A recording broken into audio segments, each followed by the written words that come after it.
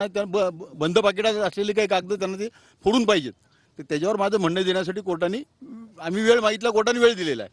पुढील सुनावणी 26/3 charge frame झालेला नाही अजून. ह्या अर्जावर डिसाईड व्हायचं आहे. मग पुढची स्टेप ते असतील ना, आता बघू ना. ते आता सगळं पुढच्या तारखेला डिसाईड होईल. ते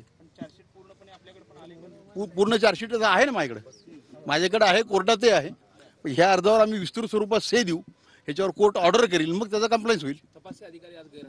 आज त्यांची काही अडचण आहे का? त्यांची हजेरीची आवश्यकता नाही. आज चार्ज फ्रेम हो, पहिल्या तारखेला ह्या कंप्लेंट राहिला ना, मग चार्ज होईल. येस, येतील ना पुढच्या तारखेला येतील ना. येतील. येस येस येस 26 तारखेला येतील. येस.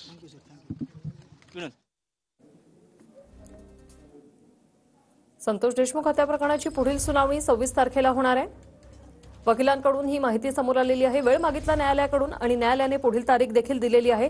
आता 26 मार्चला पुढील सुनावणी होणार.